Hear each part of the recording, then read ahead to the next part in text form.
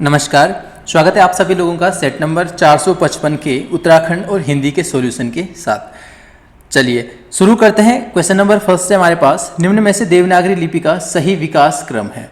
तो काफ़ी सारे लोगों का ये क्वेश्चन सही भी है और काफ़ी सारे लोगों ने इसमें काफ़ी गलतियाँ की हैं, बहुत सारों ने इसका ऑप्शन फर्स्ट किया हुआ है।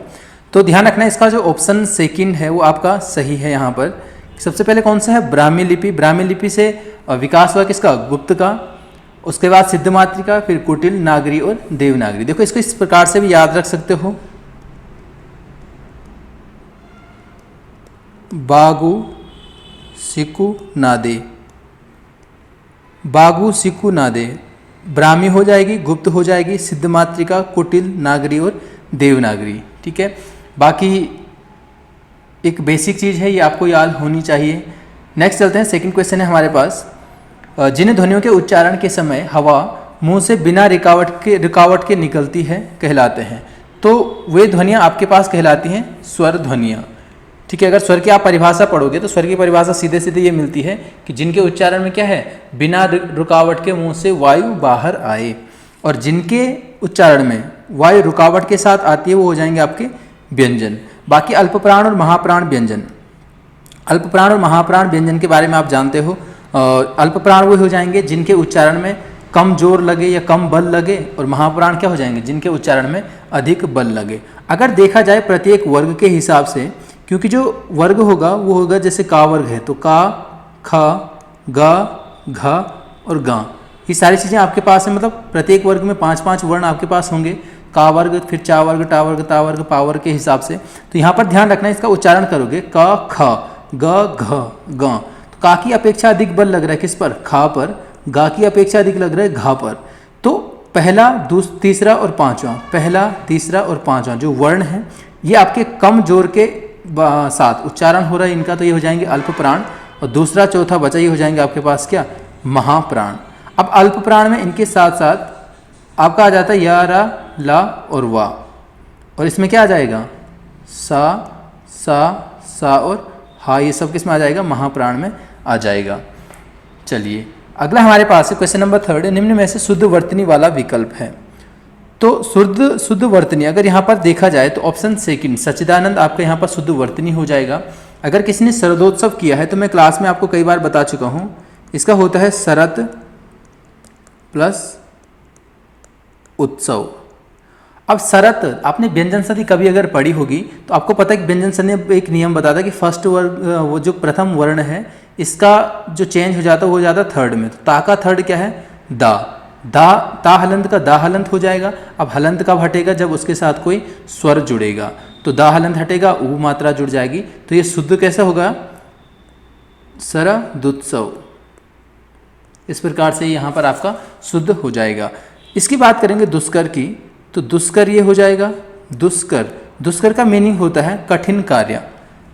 मध्याह्न की बात करेंगे तो मध्याह्न हो जाएगा आपका इस प्रकार से, मध्या, हा आधा होती है इसमें और ना हो जाएगा। इस प्रकार से आपके पास कई सारे शब्द आपको लिखने को मिलते हैं। जैसे आपके पास आता है क्या, चिन्ह आता है, एक बेसिक चीज़ है चिन्ह। तो चिन्ह में क्या होता है, हा आधा होता है और ना पूरा होता है। इसी को आप इस प्रकार से लिख सकते हो ऐसा, ये हा जो ना है ना ये आपका हा के पास हो जाएगा। ऐसा ही हम प्रहलाद लिखेंगे तो प्रहलाद इस प्रकार से हो जाता है, आह्लाद हो जाता है, आह्लाद, है ना। बाकी मध्याह्न तो आपके पास है ही शब्द। और एक ब्राह्मण में हम भी काफ़ी गलती कर देते हैं, ब्राह्मण कर देते हैं, तो ब्राह्मण नहीं होगा, क्या होगा, ब्राह्मण। हा की ध्वनि पहले आ रही है तो हा आधा यहाँ पर हो जाता है, ये आपका गलत हो जाएगा। वर्तनी के बारे में हमेशा बताता हूँ आपको कि वर्तनी के लिए अपना उच्चारण शुद्ध रखिए, ठीक है। चलिए अगला चलते हैं फोर्थ वाला, सविता निम्न में से किसका पर्यायवाची शब्द है। जो सरिता है इसमें से जो वह है सूर्य का पर्यायवाची। सूर्य की अगर हम बात करेंगे तो अर्क, आपको पता है अर्क एक पर्यायवाची होता है सूर्य का। यहीं पर हम देखेंगे एक आता है मार्तंड, मार्तंड, मार्तंड सूर्य का पर्यायवाची है। भास्कर हो जाता है, भास्कर। आप जानते हो कि पतंग बहुत सारों का पर्यायवाची, मतलब पतंग एक अनेकार्थक शब्द है। ऐसे आप तरणी देखते हो, तरणी भी एक अनेकार्थक शब्द है। हंस हो जाएगा, ये भी आपका सूर्य का पर्यायवाची शब्द है।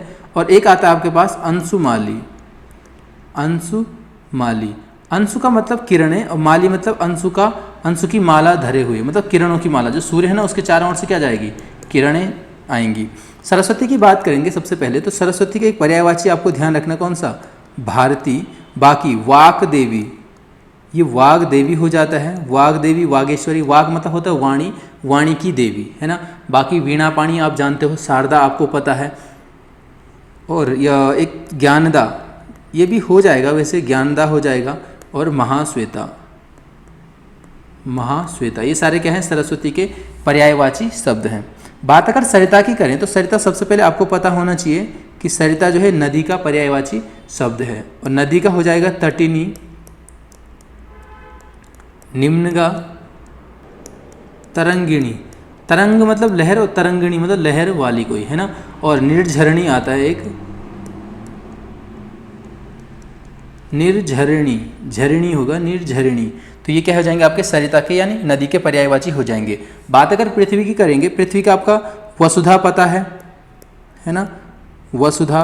एक आता है उर्वी, एक आपका अवनी आता है। अवनी शब्द उतना जो है इसका पर्यायवाची नहीं पूछा गया है जितना अवनी का विलोम अंबर पूछा जाता है कई बार, है ना। ऐसे आपने यहाँ पर देखा मेदिनी, पृथ्वी का मेदिनी हो जाएगा। ऐसे ही एक बीज प्रसु, मैंने आपको बताया होगा क्लास में, बीज प्रसु। प्रसु का मतलब होता है माता और बीज का मतलब बीज, तो बीज की माता क्या हो जाएगी, पृथ्वी हो जाएगी। अगला हमारे पास है क्वेश्चन नंबर 5। कोई मूल संज्ञा शब्द के साथ प्रत्यय जोड़ने पर बना शब्द कहलाता है। ये कहलाएगा आपका जो तद्धितांत शब्द है आपके पास, ये इसका आंसर हो जाएगा। क्यों होगा और क्यों तद्धित प्रत्यय इसका आंसर नहीं होगा। यहाँ पर बताया गया कि मूल शब्द होगा, उसके बाद प्रत्यय होगा और उसके बाद जो बना शब्द होगा। तो आपको पता है कि जब मूल शब्द कोई क्रिया या क्रिया की मूल इकाई धातु होती है, उसके बाद जो प्रत्यय लगेगा वो प्रत्यय आपका क्या कहलाता है, कृत प्रत्यय कहलाता है। और उससे बना शब्द क्या होगा, कृदंत शब्द हो जाएगा। इसी प्रकार से अगर कोई शब्द या पद संज्ञा है, विशेषण है, सर्वनाम भी आता है कई बार, तो उसके बाद जो प्रत्यय लग रहा है वो आपका क्या हो जाएगा, तद्धित प्रत्यय हो जाएगा। और इससे जो शब्द बन रहा है वो हो जाएगा आपका क्या, तद्धितांत शब्द। ये कृदंत शब्द हो गया, ये तद्धितांत शब्द हो गया। तो यहाँ पर क्या बता रहा है कि मूल संज्ञा शब्द के साथ, जो संज्ञा शब्द है उसके साथ प्रत्यय जोड़ने पर, कौन सा प्रत्यय जुड़ेगा, तद्धित प्रत्यय जुड़ेगा। जोड़ने पर बना शब्द, जो बना शब्द है वो क्या कहलाएगा आपका, तद्धितांत शब्द कहलाएगा। कृदंत शब्द क्या होगा, मूल शब्द जो क्रिया होगी उस क्रिया के साथ जब प्रत्यय लगेगा तो जब बना शब्द होगा वो क्या हो जाएगा आपका, कृदंत शब्द हो जाएगा। 6 है, वह बोलते वक्त, थोड़ा यहाँ पर मिसप्रिंट हो गया है, ये बोलते वक्त क्या था, वो तुतलाता है। यह बोलते वक्त तुतलाता है। और यहाँ पर रेखांकित शब्द में आपने कहीं ढूंढना था कि क्या होगा। जो रेखांकित शब्द यहाँ पर था वो था तुतलाता। तो जो तुतलाना है, देखो सबसे पहले तुतलाना का मूल शब्द क्या हुआ, तोतला। यानी तोतला क्या है, एक विशेषण है, किसी व्यक्ति की विशेषता हो सकती है। अब इस तोतला से यहाँ पर तुतलाता, या फिर इसको मैं इस प्रकार से बोलूँ, तुतलाना। अब ये क्या हो गया, अब ये क्या बन गई, एक क्रिया बन गई। क्योंकि यहाँ पर देखो बोलते समय क्या करता है, तुतलाता है। तुतलाना एक यहाँ पर एक क्रिया हो रही है ना। लेकिन क्रिया तो है, अब कैसी क्रिया, विशेषण से बनी हुई क्रिया। जब इस प्रकार से कोई क्रिया बनती है, किसी संज्ञा शब्द या विशेषण शब्द से जब कोई क्रिया बनती है तो वो क्रिया कहलाती है आपकी कौन सी, नाम धातु क्रिया। तो इसका आंसर क्या हो जाएगा आपका, नाम धातु क्रिया इसका आंसर हो जाएगा। नेक्स्ट चलेंगे हम, वह सख्युक्ति में कौन सी संधि है। सख्युक्ति में आपको संधि ढूंढनी है, तो चलो सबसे पहले इसका संधि विच्छेद करते हैं। हमारे पास इसका संधि विच्छेद हो जाएगा सखी प्लस उक्ति। अब हमें यहाँ पे ढूंढना है, यहाँ पे खा में कौन सी मात्रा है, ई की मात्रा है। ई का मेल हो रहा है उसके ऊ से, यानी भिन्न स्वर से। और बन क्या रहा है, देखो यहाँ बीच में क्या बना, या बना। और या में मात्रा कौन सी है, ऊ की मात्रा है। तो यहाँ पर यू बना हमारा। अब आपको पता होना चाहिए कि कौन सी संधि होती है जिसमें ई के बाद अगर कोई भिन्न स्वर आए तो तब या बनता है, कौन सी, यण संधि हो जाएगी। तो इसीलिए यण संधि का एग्जाम्पल था आपके पास, और मुझे नहीं लगता ये आपको कोई दिक्कत करी होगी इसने, क्योंकि बेसिक सारी चीज़ें हैं ये हो जाएंगी। नेक्स्ट चलते हैं, गज भर की छाती होना मुहावरे का अर्थ है। गज भर की छाती होने का अर्थ सीधे सीधे क्या हो जाएगा, बहुत साहसी होना। बोलते ना उसकी क्या है, गज भर की छाती है ना, 56 इंच का सीना आप लोग सुनते होंगे, तो वो क्या है, वो सीधे सीधे एक साहस का ही प्रतीक होता है। चलिए, परेशान करने की बात करेंगे तो परेशान करने के लिए मुहावरे बनते हैं कुछ, जैसे एक आता है छाती पर मूंग दलना,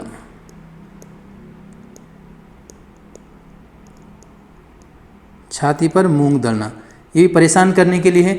एक दूसरा आता है आपका आड़े आना, किसी के आड़े आना मतलब किसी को परेशान करना। तो यही सारी चीज़ें लगभग फिलहाल। आगे चलते हैं, हमारे पास 9th है, आज भी हरिश्चंद्रों की कमी नहीं है। रेखांकित शब्द में संज्ञा है, या कौन सी संज्ञा है, इस प्रकार से होना चाहिए था। तो यहाँ पर जो आपके पास रेखांकित दिया हुआ है वो दिया हुआ है क्या, हरिश्चंद्र। अगर हम केवल हरिश्चंद्र लेते हैं, अगर हम केवल हरिश्चंद्र लेते हैं तो हरिश्चंद्र क्या है, किसी का नाम है। और हिंदी में हम जानते हैं कि जहाँ पर भी किसी का भी अगर नाम है तो नाम बराबर क्या हो जाएगी, संज्ञा हो जाएगी। और जब व्यक्ति का नाम है तो हरिश्चंद्र क्या हो जाएगा, एक व्यक्तिवाचक संज्ञा हो जाएगी। लेकिन यहाँ पर हरिश्चंद्र का हरिश्चंद्रों हो गया, यानी क्या हो गया, बहुवचन में हो गया। और मैं पहले ही पेपर में बता चुका हूँ कि जब भी ऐसा कहीं पर हो, कोई संज्ञा अगर बहुवचन में आती है तो वो संज्ञा मूल रूप की संज्ञा न रहकर किस में परिवर्तित हो जाती है, जातिवाचक संज्ञा में उसका परिवर्तन हो जाता है। तो यहाँ पर ध्यान रखेंगे, इसका क्या हो जाएगा, जातिवाचक हो जाएगा। जिन लोगों ने व्यक्तिवाचक किया वो ध्यान रखना। मैंने परसों एक चीज़ और बताई थी, जैसे बुराई हो गया, बुराई क्या है, एक भाववाचक है। बुराइयाँ हो गया या बुराइयों, यानी बुराइयों से बचना चाहिए। तो ये बुराइयों किसका काम करेगा, अब ये हो जाएगी आपके पास जातिवाचक, क्योंकि जब एक से अधिक चीज़ें हो जाती हैं तो वो जातिवाचक का काम करता है। 10th, अगले आदेश तक संस्थान नहीं खुलेगा, अर्थ के आधार पर कौन सा वाक्य है। तो इसमें हो जाएगा आपका क्या, निषेधार्थक वाक्य हो जाएगा। कुछ लोगों ने इसका आज्ञार्थक किया है, मैं बता दूं आज्ञार्थक इसलिए नहीं होगा, ना तो ये किसी सामने वाले व्यक्ति के लिए बोला जा रहा है। यहाँ पर क्या है कि माना किसी ने मुझे पूछा कि संस्थान कब तक खुलेगा, तो मैंने क्या बोला कि अगले आदेश तक संस्थान नहीं खुलेगा। मैं उसको कोई आज्ञा नहीं दे रहा हूँ, मैं उसको कोई निवेदन वगैरह नहीं कर रहा हूँ, बल्कि मैं एक नॉर्मल अपनी बात बोल रहा हूँ। तो ये क्या हो जाएगा, आपका निषेधार्थक हो जाएगा। अब अर्थ के आधार पर आपको पता होना चाहिए, हमारे पास वाक्य भेद मिलते हैं कितने, 8। जो ऑप्शन में है इनकी बात करेंगे तो साधारण वाक्य सीधे सीधे हो जाएगा, अगले आदेश तक संस्थान खुलेंगे। अगर मैं ऐसा बोलता हूँ कि अगले आदेश तक संस्थान खुलेंगे, ये साधारण हो जाएगा। इसी में मैंने नहीं लगा दिया तो वो निषेध हो गया। इच्छा अर्थक क्या होगा, जहाँ पर किसी व्यक्ति की इच्छा व्यक्त की जाएगी, कोई मनोकामना, दुआ, बद्दुआ, ये सारी चीज़ें हो जाएंगी। और मैंने आपको बताया था कि प्रश्नवाचक को छोड़ के अगर कहीं पर चाहिए शब्द आता है तो अधिकतर आपका किस में हो जाएगा, इच्छार्थक में हो जाएगा। जैसे बाहर नहीं जाना चाहिए, ये मेरी इच्छा है कि बाहर नहीं जाना चाहिए, आप जाओ न जाओ वो अलग बात है। अब इसमें नहीं आ गया तो इसका मतलब ये मत सोचना कि ये निषेध है। चलिए, बाकी आज्ञा तो आपको पता है हमेशा किसको होगी, सामने वाले को या मध्यम पुरुष को। मध्यम पुरुष को ज़्यादातर आप, तुम, इन शब्दों का प्रयोग इसमें ज़्यादा होता है। अगला हमारे पास 11, तुमसे कोई लड़की बात करेगी। एक्चुअली में जो पेपर में था वहाँ पर क्या था, क्या तुमसे कौन लड़की, कौन लड़की, तो ये हो जाएगा आपका किसमें, विशेषण आपको पूछा हुआ है। हमें इस वाक्य में देखना है कि यहाँ पर संज्ञा कौन है, यानी विशेष्य कौन है जिसकी विशेषता बताई जा रही है। तो वो है आपके पास कौन, लड़की। अब लड़की की जब विशेषता बताई जा रही है तो कौन सा ऐसा शब्द है जो लड़की की विशेषता बता रहा है, वो हो जाएगा कौन। अब आपको सीधे सीधे पता होना चाहिए कि कौन क्या है, एक प्रश्नवाचक सर्वनाम है। और ये सर्वनाम यहाँ पर क्या कर रहा है, सर्वनाम भी आ गया और संज्ञा भी आ गया। यानी जो सर्वनाम है यहाँ पर इस सर्वनाम का कार्य नहीं कर रहा है, बल्कि उसके साथ जो लगकर जो संज्ञा आई है उसकी विशेषता बता रहा है। तो ये क्या हो जाएगा, सार्वनामिक विशेषण आपका आंसर यहाँ पर हो जाएगा। चलिए फिर से अगर विशेषण की बात करेंगे तो हमारे पास 4 प्रकार के विशेषण आते हैं, गुणवाचक, संख्यावाचक, परिमाणवाचक और सार्वनामिक विशेषण हो जाएंगे। क्वेश्चन नंबर हमारे पास 12 है, निम्नलिखित में से कौन सा केवल पुल्लिंगवाची जीव है। तो पुल्लिंगवाची जीव यहाँ पर आपका केवल और केवल कौन सा है, भेड़िया। कुछ शब्द होते हैं जो हमेशा पुल्लिंगवाची होते हैं, कुछ शब्द होते हैं या कुछ जीव होते हैं जो हमेशा स्त्रीलिंगवाची होते हैं। जो केवल पुल्लिंगवाची हैं, जैसे मैं यहाँ पे भेड़िया की बात करूँगा, तो इनको जो है इसके जो भेड़िया होगा, जो फीमेल होगा, उसको निर्धारित करने के लिए हम उसके आगे क्या लगा देंगे, मादा। मादा भेड़िया ऐसा कुछ हो जाएगा, मादा तोता, है ना। बाकी ये जो है ये आपका स्त्रीलिंग है हमेशा। इनको अगर पुल्लिंग निर्धारण करना है तो इनमें हम लिखेंगे नर, जैसे नर गिलहरी, नर तितली, नर मैना। इस प्रकार से इनके जो अपोजिट जो लिंग होगा उनको उसको हम निर्धारित करेंगे। अच्छा, एक वचन, बहुवचन और स्त्रीलिंग पुल्लिंग संबंधी एक वीडियो मैंने YouTube पर अपलोड की है, उसको चाहो तो आप डिस्क्रिप्शन बॉक्स में जाकर उसका मैं लिंक दे दिया है, तो वहाँ पर आप जो है उसको चेक कर सकते हो। 13 है, निम्नलिखित में से कौन सा वाक्य द्विकर्मक क्रिया का उदाहरण है। अब द्विकर्मक क्रिया बनी है, इसके लिए भी आपको सबसे पहले अकर्मक और सकर्मक का पता होना चाहिए। आपको पता है जिसके साथ कर्म की आवश्यकता नहीं है वो हो जाएगा अकर्मक, जिसके साथ कर्म की आवश्यकता है या संभावना है वो हो जाएगा आपका सकर्मक। अब सकर्मक को ही दो भेदों में बांटा गया है। किसके आधार पर, कर्म के आधार पर। एक कर्म वाली सीधे सीधे नॉर्मली सामान्य सकर्मक हो जाएगी, जहाँ पर दो कर्म होंगे वो द्विकर्मक क्रिया हो जाएगी। और अगर आपको कर्म कंफ्यूज करते हैं ना, तो आपको एक ही चीज़ ध्यान रखनी है कि द्विकर्मक क्रिया में क्या और किसको, दोनों का आपको क्या मिलेगा, जवाब मिलेगा। कैसे मिलेगा, ऑप्शन फर्स्ट में देखते हैं। चलो, क्या इसमें है, मोहन मकान देख रहा है। क्या देख रहा है, मकान देख रहा है। इसका तो मिल रहा है, किसको देख रहा है ये पता नहीं चल रहा है, तो ये हो गई एक कर्म है, तो सामान्य सकर्मक हो गई। वह पानी पी रहा है। क्या पी रहा है, पानी पी रहा है। किसको पी रहा है ये पता नहीं चला। देखो, अब एक ही को आप दोनों बोल दोगे, जैसे वह पानी को पी रहा है, वह पानी पी रहा है, तो ये आपका एक ही है ना, ये दो थोड़े ही ना है। अगला देखो, रेखा ने सीमा को अपना पता बताया। क्या बताया, अपना पता बताया। किसको बताया, सीमा को बताया। तो ऑप्शन थर्ड जो हमारे पास है उसमें आपको दोनों का आंसर मिल रहा है, क्या और किसको का, यानी उसमें दो कर्म हैं और ऐसा वाक्य क्या हो जाएगा, द्विकर्मक वाक्य या द्विकर्मक क्रिया का उदाहरण हो जाएगा। फोर्थ भी देख लो, कुली सामान उठाता है। क्या उठाता है, सामान। केवल एक ही कर्म इसमें है, तो बाकी सभी तीनों क्या हैं, देखो हैं तो चारों सकर्मक क्रिया के ही उदाहरण, लेकिन ऑप्शन फर्स्ट, सेकंड और फोर्थ जो है वो क्या है आपके पास, सामान्य सकर्मक है, और जो थर्ड वाला है वो द्विकर्मक सकर्मक हो जाएगी। 14 है, निम्नलिखित में से किस वाक्य में कर्ता की प्रधानता होती है। तो सीधे सीधे जिसमें कर्ता की प्रधानता होगी कुछ भी नहीं, वो सीधे सीधे क्या हो जाएगा, कर्तृवाच्य हो जाएगा। कर्ता की प्रधानता का मतलब ये है कर्ता का होना अनिवार्य। उसमें कर्ता का होना क्या है, अनिवार्य है, कर्ता होनी चाहिए, वो उसी स्थिति में कर्तृवाच्य होगा। अगर किसी वाक्य में कर्ता नहीं है तो वो क्या नहीं है, कर्तृवाच्य कभी भी नहीं है। तो इसमें ऑप्शन सेकंड और फर्स्ट दोनों कर्तृवाच्य हो गए थे, लेकिन जो पेपर था आपका उसमें आपका शायद एक ही वाला कर्तृवाच्य होगा, ऑप्शन फर्स्ट वाला। सेकंड वाला अकर्तृवाच्य था। अकर्तृवाच्य का मतलब जिसमें कर्ता गौण होती है। हाँ, दूसरी चीज आपको बता दूं कि पुस्तकों में जो वाच्य है ना, वाच्य नॉर्मली हम दूसरे में 3 प्रकार के पढ़ते हैं, तो वाच्य 2 प्रकार के ही मिलते हैं।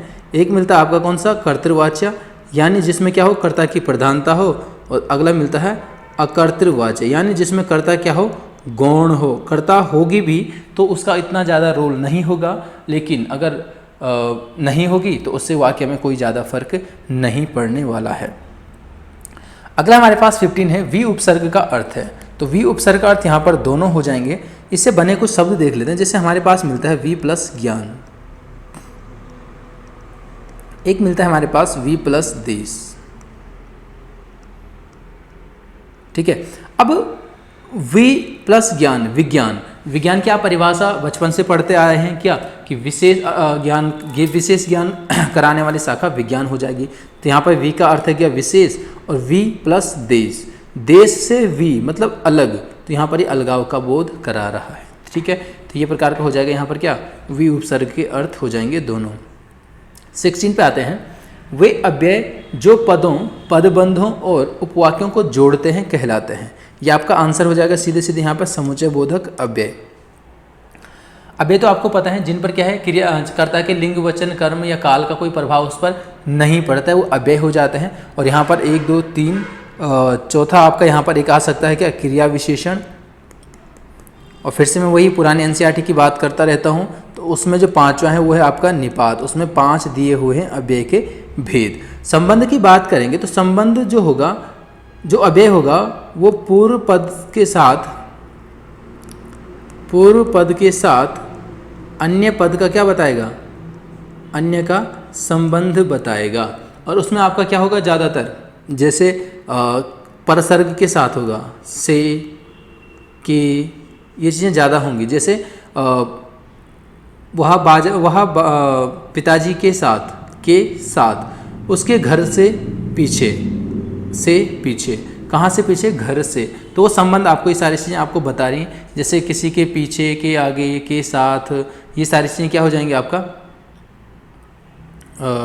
संबंध बोधक हो जाएंगे। समुच्चय की बात करेंगे तो समुच्चय में आता है जोड़ने वाला। जैसे आपने देखा होगा जब आप किसी वाक्य उपवाक्य को अलग करते हो, उसमें और, या, अथवा,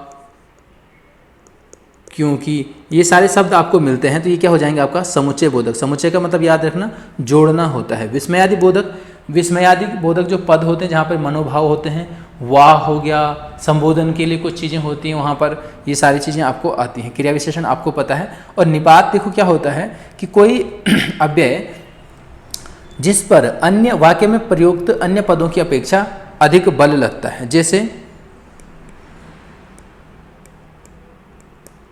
मोहन ही बाजार जाएगा। यहाँ पर देखो मैं नॉर्मली बोल रहा हूँ मोहन ही बाजार जाएगा, लेकिन अन्य पदों की अपेक्षा जो ही है हमारे पास, उस ही पर क्या है, अन्य पदों की अपेक्षा अधिक बल यहाँ पर लगाया जा रहा है। चलिए 17 आते हैं। जब मैं घर पर था तब मैं बहुत सोता था। रचना के आधार पर वाक्य भेद। फिर से रचना के आधार पर वाक्य भेद की बात करेंगे तो हमारे पास सरल मिलता है, मिश्रित मिलता है और संयुक्त मिलता है। सरल में हमने क्या देखा था, एक क्रिया। क्या इस वाक्य में एक क्रिया है? जब मैं घर पर था, एक क्रिया है घर पर था, घर पर रहना। मैं बहुत सोता था, दूसरी क्रिया क्या है, सोना या सोता था। तो इसमें क्या है आपका 2 क्रियाएं हैं, तो ये सरल तो आपका होगा नहीं।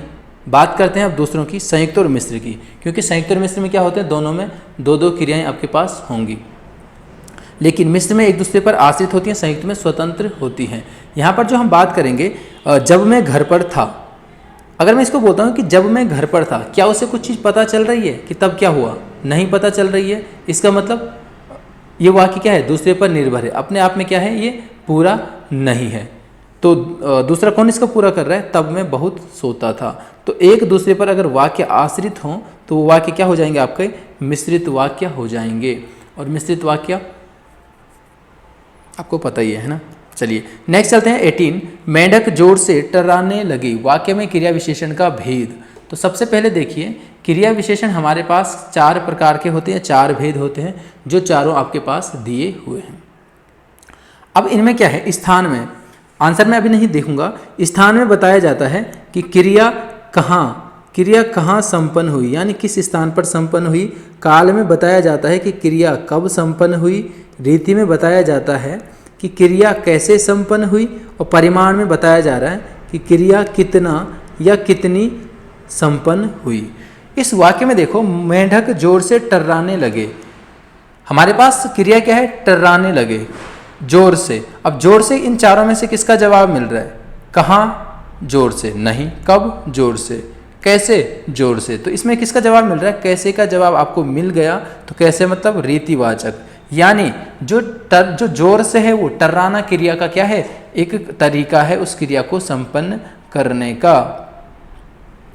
ठीक हो जाएगा। चलिए अगला हमारे पास है क्वेश्चन नंबर 19। निम्नलिखित में से कौन सी रचना गोरापंत सिवानी की नहीं है।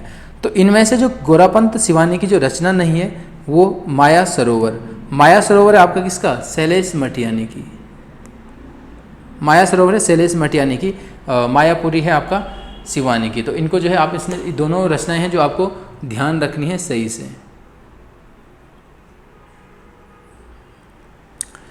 अगला चलते हैं हम, क्वेश्चन नंबर 20 है, पथ के साथी नामक संस्मरण के लेखक हैं। तो पथ के साथ ही जो संस्मरण है वो है आपका किसका, महादेवी वर्मा का। पथ के साथ ही, इनके साथ साथ एक आता है आपका यहाँ पर क्या, मेरा परिवार, मेरा परिवार, और तीसरा जो संस्मरण है वो है हिमालय।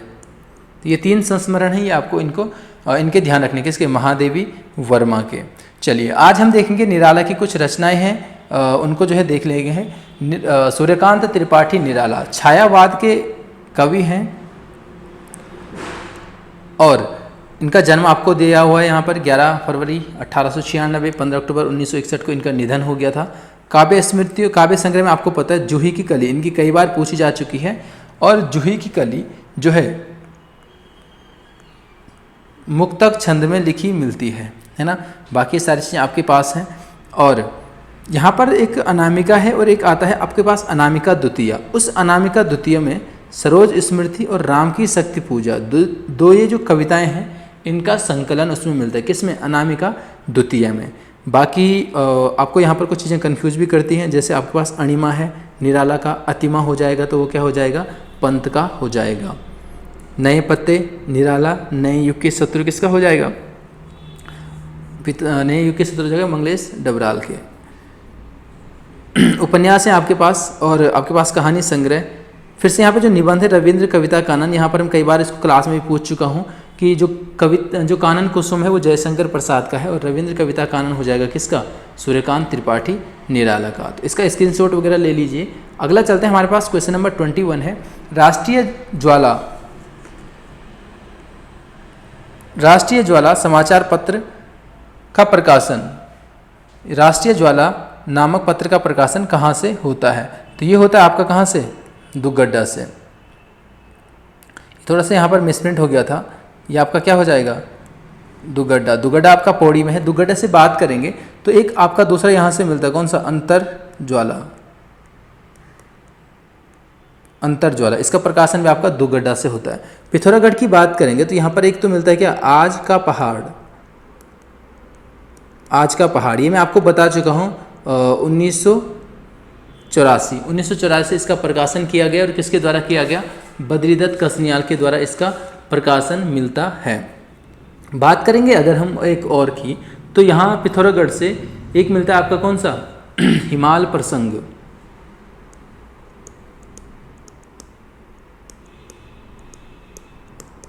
हिमाल प्रसंग, और एक और मिलता है कौन सा, मध्य हिमालय।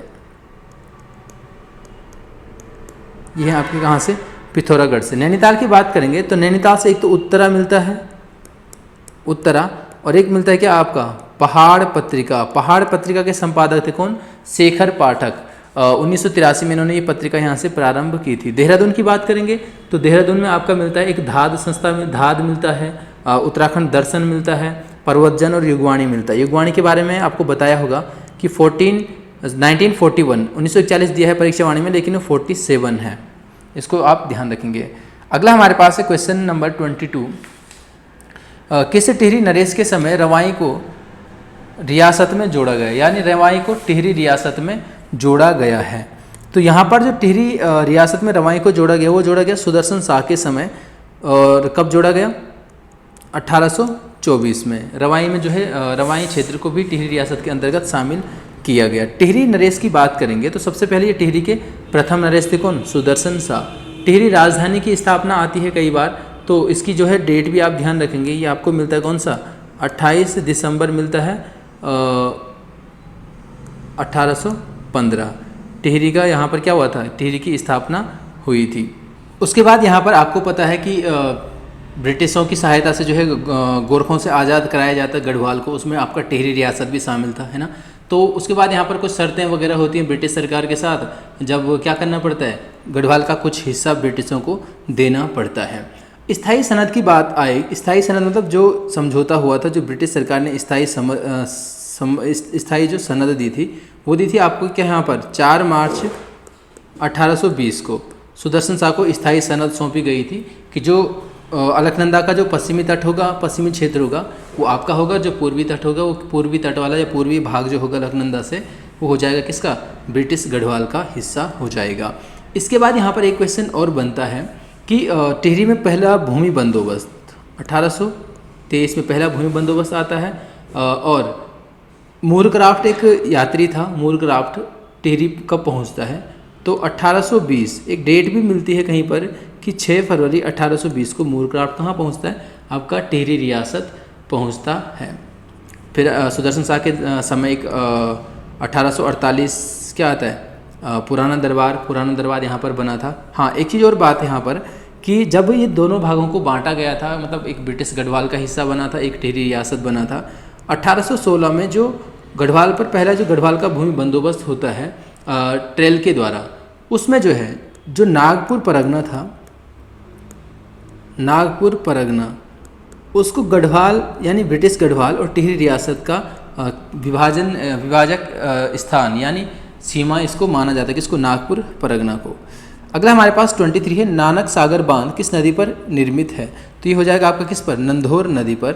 नंधौर नदी आपका कहाँ से, चोर गलिया कोई जगह है आपका नैनीताल में, वहाँ से निकलती है और यहाँ पर ये बांध नानक सागर बांध उधम सिंह नगर में इस पर है।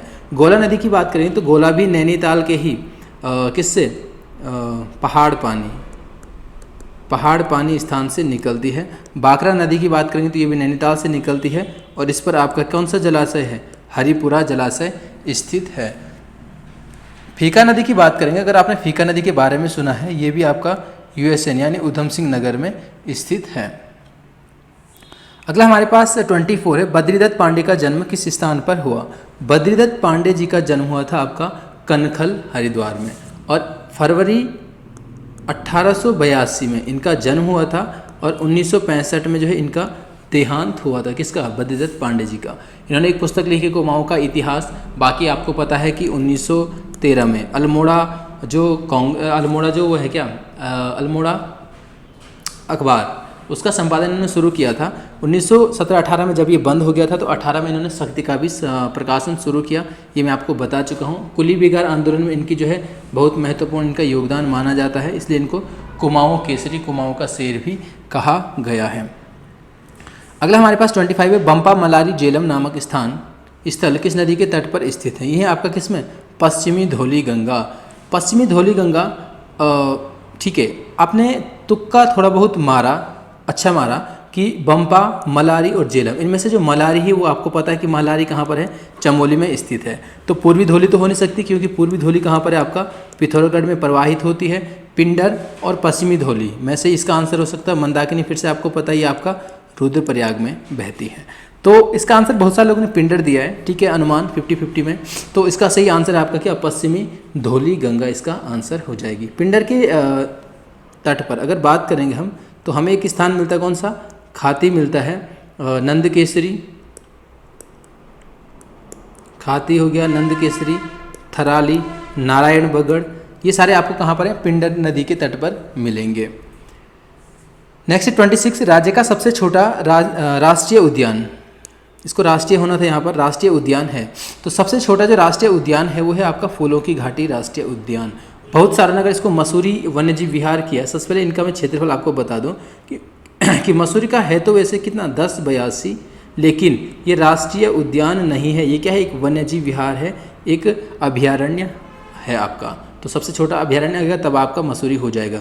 गंगोत्री राष्ट्रीय उद्यान की बात करेंगे तो सबसे बड़ा 2380 वर्ग किलोमीटर इसका क्षेत्रफल मिलता है। फूलों की घाटी की बात करेंगे तो 8750 मिलेगा और कार्बेट नेशनल पार्क की बात करेंगे तो ये आपको मिलता है कितना, 520.8082 ऐसे कुछ आपको मिलता है।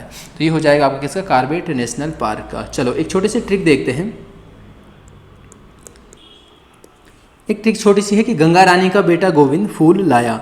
तो ध्यान रखना ये तब आपको हेल्प करेगी जब आपको मिलान में दिया होगा कि कौन सा जो है राष्ट्रीय उद्यान या अपने क्षेत्रफल से सुमेलित कीजिए, मतलब जैसे आता ना ए स्तंभ को बी स्तंभ से सुमेलित कीजिए, तो वहाँ पर आपको हेल्प करेगा। देखो गंगा से हो गया गंगोत्री, रा से हो गया राजा जी, ना से हो गया आपका क्या, नंदा देवी, काबेटा से कारबेट, गोविंद से गोविंद और फूल से फूलों की घाटी। तो सबसे बड़ा गंगोत्री, सबसे छोटा फूलों की घाटी।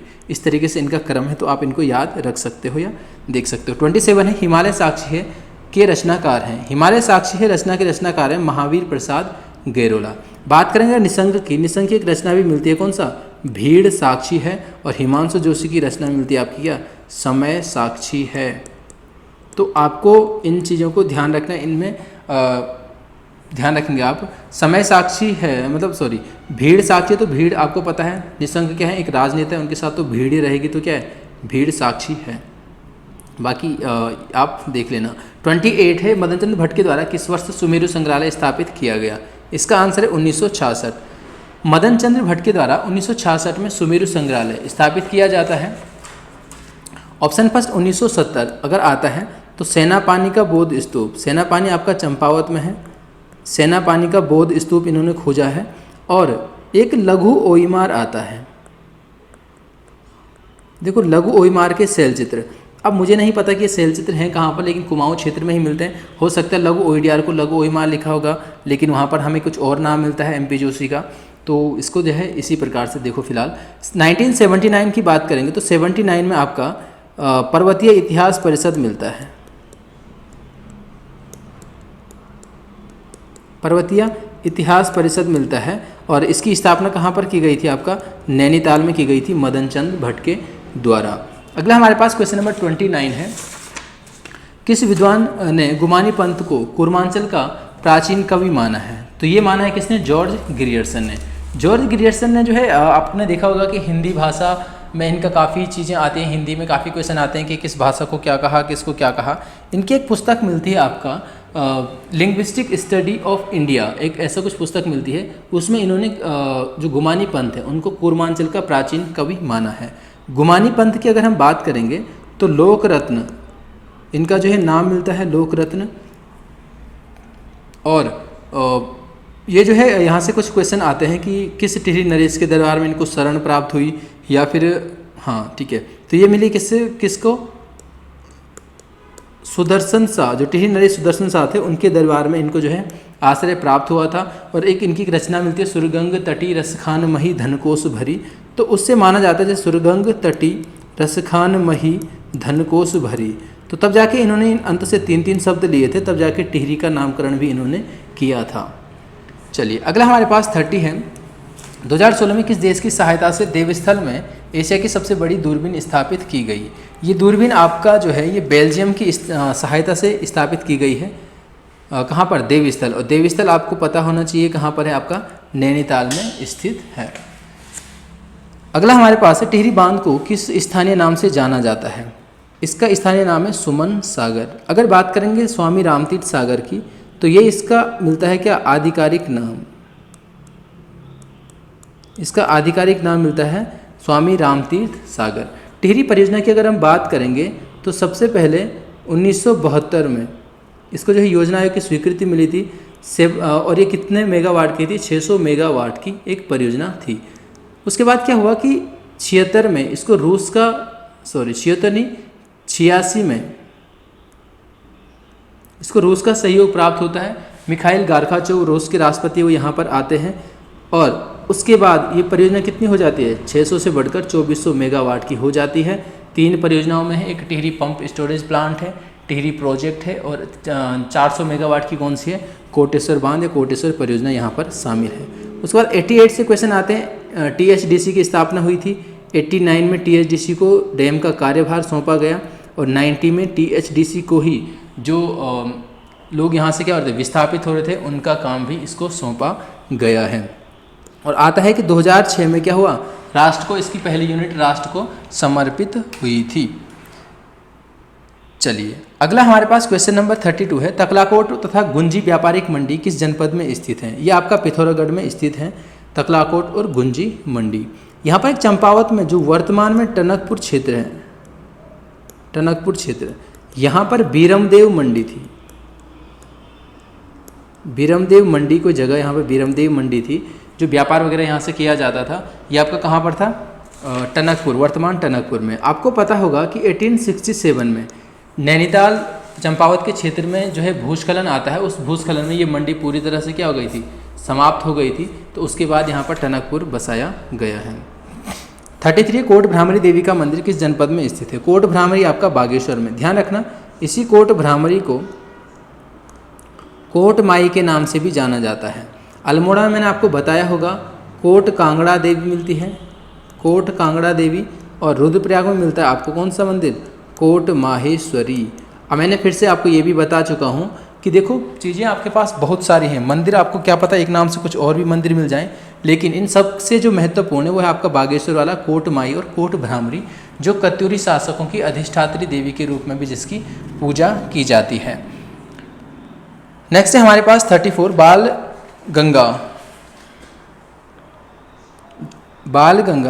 व धर्म गंगा का संगम स्थान है। बाल गंगा व धर्म गंगा का संगम होता है आपका कहाँ पर, बूढ़ा केदार में। बहुत बार मैं बता चुका हूँ, जो लोग क्लास में आते थे, ये आपकी धर्म गंगा आती है, ये आपकी भिलंगना है। हमने भिलंगना की सहायक के रूप में मेदे गंगा, दुग्ध गंगा, धर्म गंगा, बाल गंगा को पढ़ा है, लेकिन जो धर्म गंगा है वो वास्तव में बाल गंगा की सहायक है। ये आपका कौन सी आ रही है, बाल गंगा आ रही है, ये आपकी कौन सी आ रही है, धर्म गंगा आ रही है। यहाँ पर टेम्पल है कौन सा, बूढ़ा केदार मंदिर है। बूढ़ा केदार मंदिर में इन दोनों का संगम होता है, बूढ़ा केदार स्थान पर। आगे भी ये बाल गंगा के ही नाम से प्रवाहित होती है, और जो सेंदुल है ना, सेंदुल में ये मिलती है किससे, भिलंगना से। तो कभी अगर इस प्रकार क्वेश्चन आता है कि धर्म गंगा किसकी सहायक नदी है, आपको बाल गंगा भी ऑप्शन में मिलता है, तो आपका आंसर बाल गंगा होगा, क्योंकि भिलंगना तक तो वो जा ही नहीं रही है ना, वो क्या है, बाल गंगा तक ही सीमित है। नेक्स्ट है 35 कीर्तिसा द्वारा किस स्थान पर ट्राउट मछली पालन केंद्र स्थापित किया गया। ये किया गया कल्डियानी आपका वर्तमान उत्तरकाशी जनपद में स्थित है। 1910 में यहाँ पर कीर्तिसा के द्वारा क्या किया गया था, ट्राउट मछली पालन केंद्र स्थापित किया गया था। ऑप्शन की बात करेंगे वीरांगना, तो वीरांगना में भी मत्स्य प्रजनन केंद्र मिलता है, मत्स्य प्रजनन केंद्र। और वीरांगना आपका ये कहाँ पर है, जो मत्स्य प्रजनन केंद्र वो है आपका चमोली में स्थित है। भीमताल की बात करेंगे तो भीमताल में भी मिलता है क्या, राष्ट्रीय शीतजल मत्स्यकीय अनुसंधान केंद्र, ये आपका भीमताल में मिलता है। और चालियाखोड़ एक जगह है, वहाँ पर मिलता है क्या, भेड़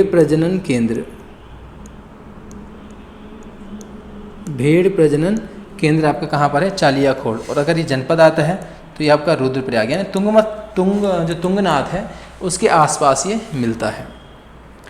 अगला 36 है, निम्नलिखित में से किस सिद्धपीठ में गंगा दशहरा मेला आयोजित होता है। तो ये होता है आपका सुरकंडा सिद्धपीठ, सुरकंडा मंदिर में टिहरी जनपद में स्थित है। और यहाँ पर एक जो मिलता है ना, ये किस पर्वत पर है, तो ये सूरकूट पर्वत पर ये मंदिर है। यहाँ पर कुंजापुरी भी आपका टिहरी जनपद में आता है, नरेंद्र नगर में। भुवनेश्वरी मंदिर की बात करेंगे तो भुवनेश्वरी मंदिर आपका कहाँ पर आता है, पौड़ी जनपद में आ जाएगा। और चंद्रबदनी फिर से आपको पता है, चंद्रकूट शिखर है आपका कहाँ पर, टिहरी में। तो टिहरी में जो है ये मंदिर हो जाएगा कौन सा, चंद्रबदनी मंदिर। हाँ, यहाँ पर एक ध्यान रखना, हम कई बार इसको देख भी चुके हैं कि जो अगर चंद्रबनी आता है, तो चंद्रबनी आपका कहाँ पर, देहरादून जनपद में हो जाएगा। ऋषि गौतम की तपस्थली के रूप में इसको जाना जाता है। 37 है, गढ़वाल क्षेत्र में सुख समृद्धि की कामना हेतु किया जाने वाला नृत्य, ये हो जाएगा आप कौन सा, बगड़वाल नृत्य। ऑप्शन फर्स्ट जो लंगवीर नृत्य है, ये पुरुषों द्वारा खंबे के शिखर पर चढ़कर अपना संतुलन वहाँ पर बनाकर किया जाता है। बात अगर करेंगे हम बुढ़ियात नृत्य की, तो जौनसार क्षेत्र में हर्षोल्लास के समय पर, जैसे किसी का जन्मोत्सव वगैरह हो गया, शादी ब्याह के उपलक्ष्य में बुढ़ियात नृत्य यहाँ पर होता है। केदार नृत्य की बात करेंगे तो केदार नृत्य जो है ना, वो मंडाण को कहा जाता है। और मंडाण जो नृत्य है वो आपका टिहरी जनपद और उत्तरकाशी जनपद के जो क्षेत्र है वहाँ पर प्रचलित है, ढोल दमाओं के साथ ही किया जाता है। और शादी ब्याह वगैरह या फिर कोई पूजन वगैरह है तो वहाँ पर इसको किया जाता है। 38 है, अस्कोट आराकोट यात्रा का आयोजन किस संस्था के द्वारा किया जाता है। ये किया जाता है पहाड़ संस्था के द्वारा। पहाड़ संस्था की स्थापना की बात करेंगे तो 1973 में इस संस्था की स्थापना की जाती है। 74 से प्रत्येक 10 वर्ष के अंतराल में अस्कोट आराकोट यात्रा प्रारंभ होती है, आयोजित होती है। और अस्कोट आपका पता है पिथौरागढ़ में, आराकोट हो जाएगा आपका कहाँ पर, उत्तरकाशी में। तो इन दोनों जनपदों के बीच ये यात्रा जो है चलती है, लगभग पूरे राज्य में चलती है। हेस्को की बात करेंगे तो अनिल प्रकाश जोशी द्वारा 1979 में हेस्को की स्थापना की गई थी। कहीं कहीं पर 82-83 इसका रजिस्ट्रेशन मिलता है कि 81-82 में इसका रजिस्ट्रेशन किया गया है, लेकिन फिलहाल आप ये भी ध्यान रखना। हार्क की बात करेंगे तो hark Himalayan action research centre, hark की स्थापना 1988 में की गई है। और किसके द्वारा की गई है, ये महेंद्र कुंवर के द्वारा ये यहाँ पर की गई है। यहाँ पर हम धाद की बात करेंगे तो धाद सबसे पहले एक पत्रिका थी, इस पत्रिका को 1987 में लोकेश नवानी एक नाम मिलता है, लोकेश नवानी, इनके द्वारा इसको शुरू किया गया था। वैसे धात संस्था हम पढ़ते हैं कि 1991 के आसपास इसको जो है पत्रिका बंद हो गई थी, फिर यहाँ पर इसको एक संगठन के रूप में बनाया गया, सामाजिक संगठन के रूप में।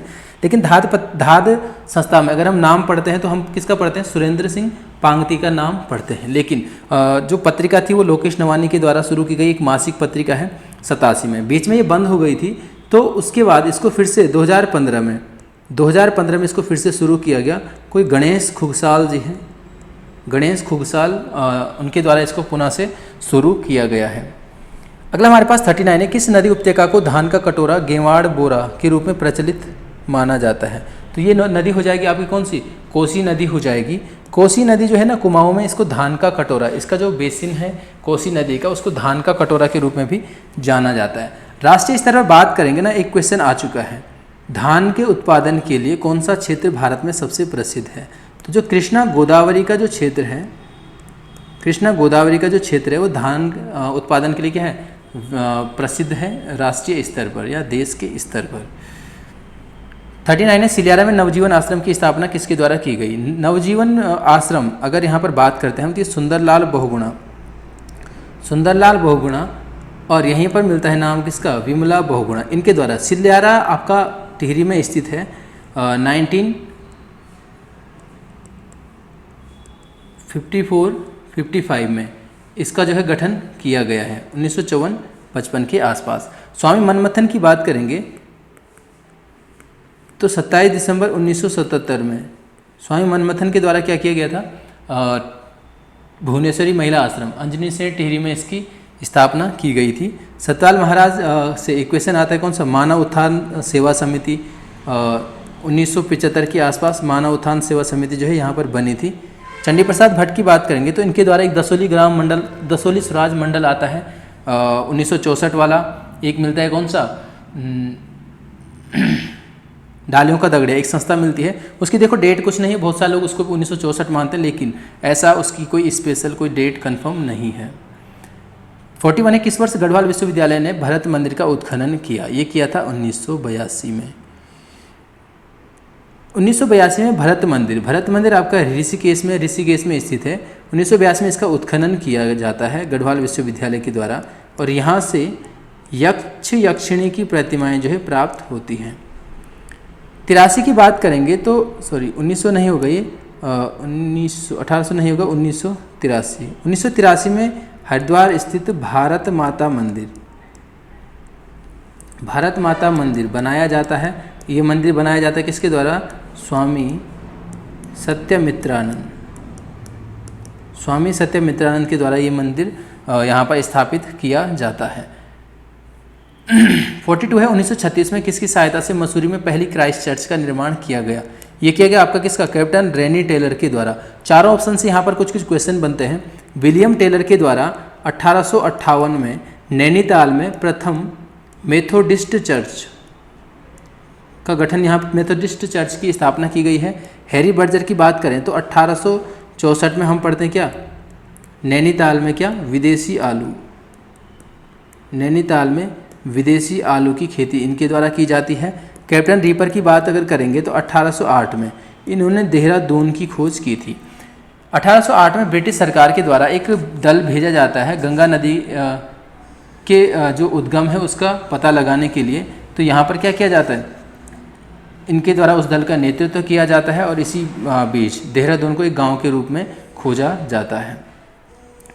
43 हर की पैड़ी स्थित घंटाघर का निर्माण किस वर्ष किया गया।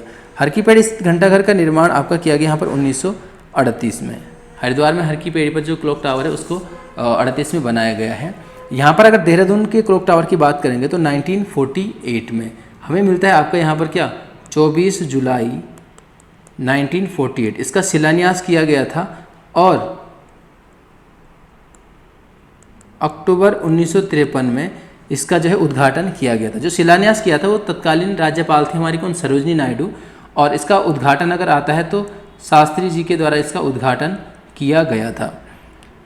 बात करेंगे इसको बनाने की तो इसको कुंवर आनंद सिंह कोई थे, उन्होंने अपने पिता जस्टिस बलबीर सिंह की याद में इसको बनाया है, और इसको जो है आपको पता होगा शायद इसको बलबीर टावर के रूप में या बलबीर टावर के नाम से भी इसको जाना जाता है। किसको? देहरादून घंटाघर को। 44 है, किस तीर्थ को पुराणों में दंड पुष्करिणी तीर्थ कहा गया है? तो जो हेमकुंड है, जो हेमकुंड गुरुद्वारा जहाँ पर बनाया गया है, इसको पुराणों में यानी स्कंद पुराण में दंड पुष्करिणी तीर्थ के रूप में इसको माना गया है। और बात करेंगे केदारनाथ की, केदारनाथ का नाम क्या मिलता है? भृंग तुंग मिलता है। त्रियोगी नारायण की बात करेंगे तो यहाँ पर भी मिलता है क्या? गोरक्षाश्रम।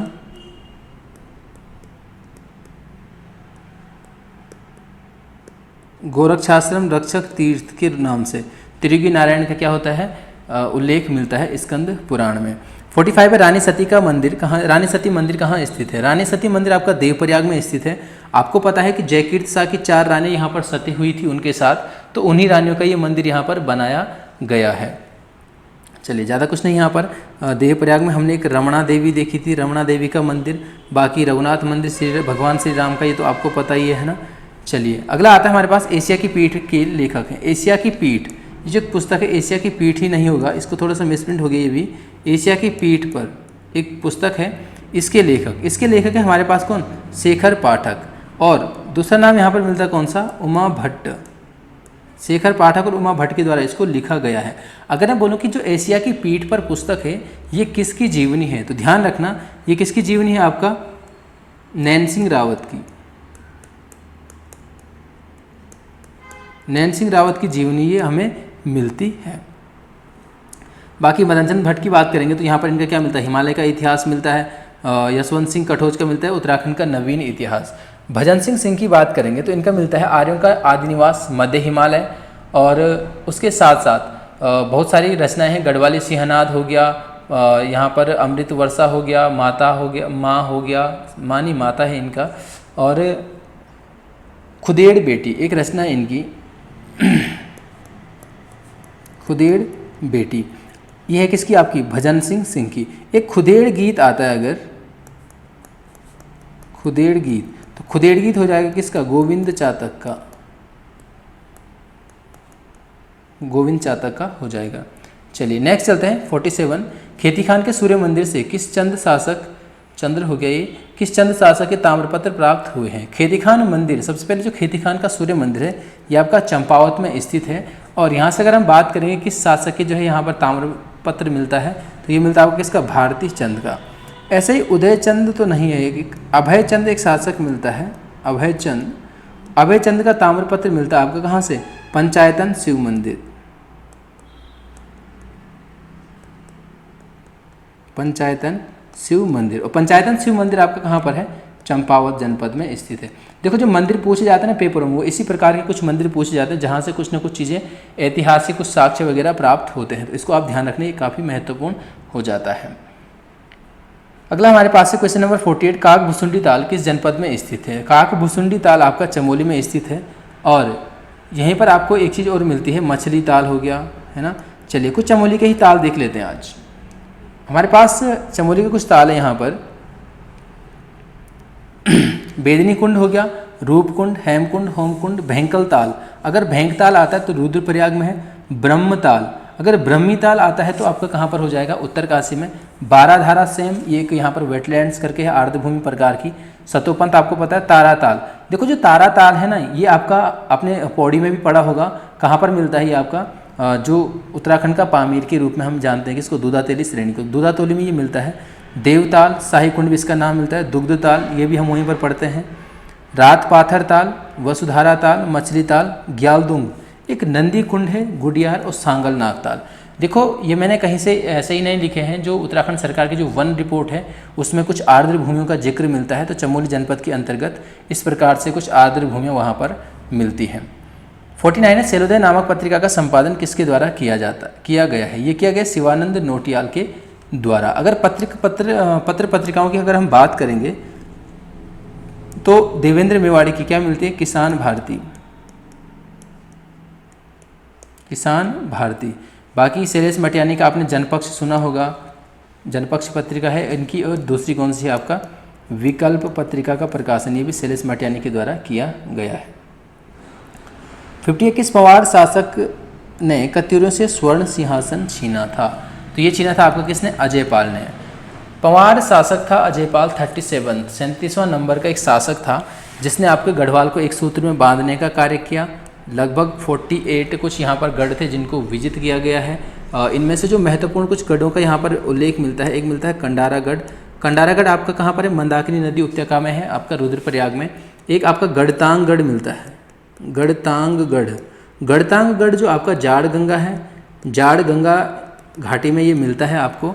उसके अलावा आपको मिलता है कौन सा? उप्पूगढ़। उप्पूगढ़ है आपका कहाँ पर? रेका रमोली जो क्षेत्र है वहाँ पर उप्पूगढ़ मिलता है।